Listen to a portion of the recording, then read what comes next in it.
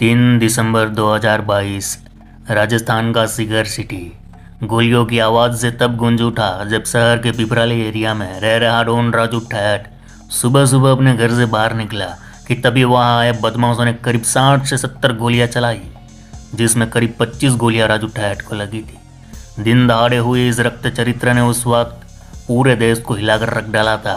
इस हत्याकांड के बाद एक शख्स सोशल मीडिया पर एक पोस्ट शेयर करता है, वह भी खुलेआम वारदात की जिम्मेवारी लेता है। इसके ठीक 1 साल बाद यानी 5 दिसंबर 2023 को इसी अंदाज में एक बार फिर भयानक हत्याकांड होता है। उसी प्रकार बदमाश आते हैं, खुलेआम गोलियां चलाते हैं और मारा जाता है करणी सेना प्रमुख सुखदेव सिंह गोगामेड़ी। इस हत्याकांड के बाद इस केस में भी एक पोस्ट शेयर कर हत्या की जिम्मेवारी ली जाती है।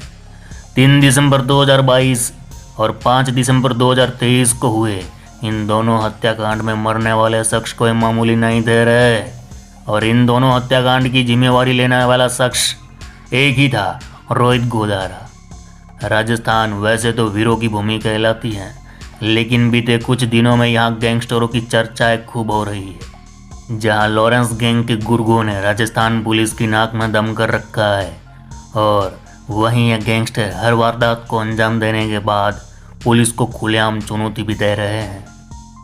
आज हम बात करेंगे अपराध की दुनिया के चेहरे रोहित गोदारा की, जो राजस्थान के उत्तर पश्चिम में इतनी तेजी से पैर पसार रहा है कि पुलिस के लिए उसको रोकना बड़ा चैलेंज बन गया है रे।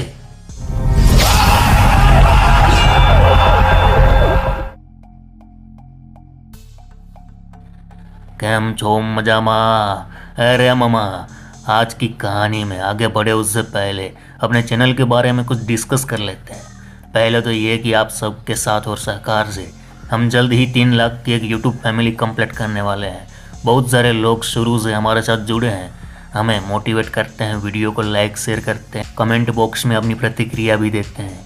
क्या आप जानते हो, इन छोटी छोटी चीज़ों से ही हमें आगे काम करने में मोटिवेशन मिलता है। तो हमारे सारे भाइयों का दिल से शुक्रिया रे मामा।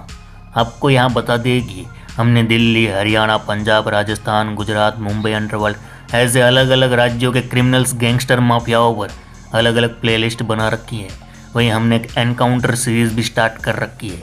तो जब भी टाइम मिले तो चैनल पर जाइए और उन वीडियोज़ को ज़रूर देखें। और हाँ, हमारा मोटिव यही है कि इन वीडियोज़ के माध्यम से हम आज के यूथ को समझा सके कि भाई अपराध का रास्ता कितना भयानक होता है। आज की कहानी में भी आप देखोगे कैसे पूरा परिवार तबाह हो जाता है। चलिए कहानी पर आते हैं। राजस्थान के बीकानेर से करीब 101 किलोमीटर का रास्ता तय करो तो एक गांव पड़ता है कपूरीसर। इसी गांव में संतदास गोदारा अपने परिवार के साथ रहते हैं। जीविका का साधन एक ही था, खेती। अक्सर राजस्थान में किसानों के पास खेती का एरिया तो बड़ा होता है, पर पानी की दिक्कतें रहती है। रेतीली मिट्टी, ऊपर से कम बरसात, यहाँ के किसानों की सबसे बड़ी समस्या होती थी। पर संतदास के पास जो 25 बीघा जमीन थी वो पानी वाली थी, तो अच्छी खासी फसल लेते थे।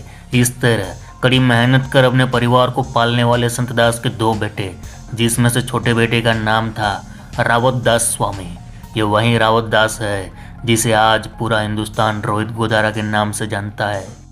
खैर, संतदास अपने दोनों बेटों की शादी करा देते हैं। बड़ा बेटा 6-7 साल का था और रावत दास 4-5 साल का था। तब दोनों बेटों की शादी हरियाणा के चौटाला में करा दी जाती है। अब धीरे धीरे समय बीतता गया, रावत दास जवान हुआ, बहू भी घर आ चुकी थी। पर यहाँ दिक्कत शुरू हो गई, क्योंकि रावत को अपनी बीवी से जमती नहीं थी। फिर भी दोनों खुश रहने का दिखावा कर रहे थे। साल 2005 की बात है। रावत दास, जिसे अब लोग रोहित भी कहने लगे थे, वह बीकानेर आता है। बीकानेर में रोहित एक मोबाइल शॉप ओपन करता है। बीकानेर के जैन मार्केट में उसकी मोबाइल शॉप अच्छी खासी चलने लगी। फिर उसने दूसरी एक और शॉप की ओपनिंग की। इसके बाद तीसरी शॉप खोली गणपति प्लाजा में। देखते ही देखते रोहित मोबाइल रिपेयरिंग में पूरे बीकानेर में एक नाम बन गया। अच्छा खासा पैसा छापने लगा। बीकानेर में वह इंदिरा कॉलोनी में अपनी बीवी के साथ रहता था। सब कुछ सही चल रहा था, बस एक ही चीज़ की कमी थी, पति पत्नी के बीच प्यार। दोनों एक दूसरे के साथ खुश नहीं थे। 2007 की बात है। रोहित गोदारा की पत्नी और उसके ससुराल वालों ने रोहित पर दहेज का केस कर दिया। इस केस में रोहित गोदारा जेल गया। करीब 6-7 महीने जेल में रहा। बस यही वह वक्त था जहाँ से खूंखार कातिल ने जन्म लिया। मूसेवाला राजू ठैट से लेकर कोकामेडी के हत्यारे ने जन्म लिया। दरअसल रोहित गोदारा जेल गया, उसे लगा मेरी इज्जत मिट्टी में मिल गई, मैं बर्बाद हो गया। इसी सोच ने उसे अपराध के दलदल में धकेल दिया। जेल में रहने के दौरान उसकी मुलाकात कई लोकल गैंगस्टरों से हुई जो उसके साथ जेल में बंद थे। जेल से बाहर आते ही रोहित गोदारा ने अपना काम धंधा छोड़ भाईगिरी का रास्ता चुन लिया। इलाके के कुछ लफड़ेबाजों से यारी दोस्ती हो गई और ज़मीन पर कब्जा करने लगा। जब मन चाहे किसी से भिड़ जाता, मारपीट करता। ये उसके अपराध की शुरुआत थी। धीरे धीरे रोहित गोदारा पूरे इलाके में अपनी पकड़ जमाने लगा। उस वक्त उसके साथी हुआ करते थे दानाराम और राजू सिंह पवार जैसे लोकल गैंगस्टर। अब शहर में रोहित गोदारा ने गैंग भी बना लिया, अपराध भी बढ़ने लगा। गोदारा का क्राइम रेट बढ़ा तो शहर की पुलिस भी हरकत में आई। पुलिस उसे पकड़ दी, जेल में डाल दी, फिर वह जमानत पर बाहर आता और बाहर आते ही अपना गैरकानूनी धंधा फिर से चालू कर देता। ये सिलसिला चलता ही रहा। महज 19 साल की उम्र में अपराध की काली दुनिया में कदम रखने वाला एक नौजवान इस कदर रास्ता भटका कि आज पूरे हिंदुस्तान को उसकी कहानियां सुनकर भी डर लगता है। बीकानेर के लोग बताते हैं कि रोहित गोदारा अब तक 15 बार जेल जा चुका है। वहीं अब तक उसके ऊपर 32 मुकदमे दर्ज हो चुके हैं। खैर, अपराध की दुनिया में जिस तेजी से वो आगे बढ़ रहा था, उसे देख कई लोकल गैंगस्टर भी उसके साथ जुड़ते गए। बीकानेर और आसपास के एरिया में मोनो गैंग और गुटली गैंग का काफ़ी दबदबा माना जाता है। ये दोनों गैंग्स रोहित गोदारा से जुड़े हुए हैं और जब कोई बड़ी वारदात करनी हो तो रोहित गोदारा के आदमियों की मदद लिया करते हैं। वहीं रोहित गोदारा के वारदात को अंजाम देने के स्टाइल में यह देखा गया है कि वह रंगदारी और फिरौती से मना करने पर बेखौफ गोलियां चलवा देता है। वहीं रोहित गोदारा के बारे में एक बात खास यह भी है कि वह किसी भी वारदात को अंजाम देने के लिए खुद नहीं जाता। वह हर बार पहले अपने गुर्गे को आगे भेजता है और फ़ोन पर सारी जानकारी लेता है। बताया जाता है कि रोहित गोदारा ने दिल्ली की एक प्राइवेट सिक्योरिटी एजेंसी से 4 बॉडीगार्ड भी खुद की सुरक्षा में लगा रखे थे। जानकारी के मुताबिक रोहित गोदारा की गैंग में राजस्थान के अलावा हरियाणा और पंजाब के 150 से ज़्यादा लड़के काम करते हैं। यहाँ बता दूँ, रोहित गोदारा राजस्थान के कुख्यात गैंगस्टर आनंदपाल सिंह के लिए काम किया करता था। पर 2017 में आनंदपाल का एनकाउंटर होने के बाद रोहित गोदारा लॉरेंस बिश्नोई गैंग से जुड़ गया। आज तक की एक रिपोर्ट के मुताबिक गोदारा 5 करोड़ से लेकर 17 करोड़ तक की रंगदारी मांग चुका है। उसके खिलाफ बीकानेर सहित चूरू, जयपुर और फलोदी में करीब 20 मुकदमे दर्ज है। बीकानेर में रोहित व्यापारियों को फिरौती के लिए धमकाता रहा है। उसने जुगल राठी को धमकाकर फिरौती मांगी थी। अक्टूबर 2020 में राठी की कार पर फायरिंग करवाई। चूरू में गोदारा एक हत्या के मामले में साल 2019 में जेल में कैद था। साल 2022 में उसकी जमानत हुई। मई में वह बीकानेर के जयपुर जोधपुर बाईपास से फरार हो गया। राजस्थान के सीकर में 3 दिसंबर 2022 को गैंगस्टर राजू ठेठ की हत्या कर दी गई थी। रोहित गोदारा ने ही राजू की हत्या की जिम्मेवारी ली थी, वैसे ही जैसे अभी कोकामेडी केस में ली है। एक फेसबुक पोस्ट कर तब रोहित गोदारा ने कहा था कि राजू को मारकर आनंदपाल सिंह और बलबीर बानुड़ा की मौत का बदला लिया गया है। गोदारा ने हरियाणा में भिवानी के नवीन बॉक्सर गैंग से संपर्क किया था। गैंग के साथ शूटर सीकर में छात्र बन गया है और 1 माह तक राजू ठेठ की रेकी की। इसके बाद वारदात को अंजाम दिया। रोहित गोदारा का नाम सिद्धू मूसेवाला हत्याकांड में भी आया था।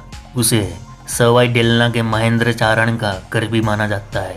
पंजाब में मूसेवाला की हत्या में गाड़ी उपलब्ध करवाने के आरोप में महेंद्र का नाम सामने आया था और शूटरों को रहने का इंतजाम करने का आरोप भी गोदारा पर लगा था।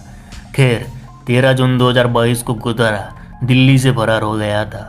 वह फर्जी पासपोर्ट पर दिल्ली से दुबई भाग गया था। फर्जी पासपोर्ट में उसने अपना नाम लिखवा रखा था पवन कुमार। गोदारा के खिलाफ इंटरपोल ने रेड कॉर्नर नोटिस भी जारी किया हुआ है। मीडिया रिपोर्ट के मुताबिक इस वक्त रोहित गोदारा कनाडा में मौजूद हो सकता है। आज लॉरेंस बिश्नोई और उसका पूरा सिंडिकेट पूरे इंडिया का सबसे खतरनाक गिरोह माना जाता है। लॉरेंस संपत और बाकी सारे बड़े गैंगस्टर जेल में बंद है। माना जाता है गोल्डी बराड़ और रोहित गोदारा ये दोनों शख्स आज विदेश में कहीं छिपे हैं और फिलहाल लॉरेंस गैंग को ये दोनों ही ऑपरेट कर रहे हैं। पर यहाँ सवाल ये उठता है कि जब कोई नौजवान अपराध की राह पर चला जाता है, फिर तो उसके पास पैसा, पावर, दबदबा हर तरफ होगा। गुंडे मवाली बनने में ही असली भाईगिरी होगी, है ना? पर नहीं मामा, और रोहित गोदारा अपराधी बना, गैंगस्टर बना, खूब पिलाया, पावर पैसा सब कमाया, पर इसका परिवार तबाह हो गया। यूट्यूब पर सर्च कर लेना, रोहित गोदारा के पिता संत दास रोहित का भाई आज फूट फूट कर रो रहे हैं। वे खुद बता रहे हैं कि रोहित की वजह से आज हम बर्बाद हो गए। उसने गलत राह चुनी, खामियाजा हम भुगत रहे हैं। ना कोई रिश्तेदार घर आता है, ना कोई अड़ोस पड़ोस वाले उसे बुलाते हैं। मानो उनकी ज़िंदगी ऐसी है जैसे कोई कैद में हो। जब चाहे पुलिस पूछताछ करने उठा ले जाती है। तो मेरे वीरो, आपसे एक ही निवेदन है कि आप किसी भी गैंगस्टर माफिया से प्रभावित होकर गलत रास्ता मत चुनना। ये 4 दिन की चांदनी है, दूर से दिखने में सब अच्छा लगता है, पर जब एक बार इस दलदल में घुस जाओगे फिर पता चलेगा इसमें बर्बादी के अलावा कुछ नहीं रखा। तो मेरे वीरो, एक बात अपने भेजे में उतार लो, अपराधी बनोगे तो दुश्मन की गोली या पुलिस की गोली से ही मारे जाओगे। तो फिर चलो इस गुज्जू भाई का राम राम, मिलते हैं फिर।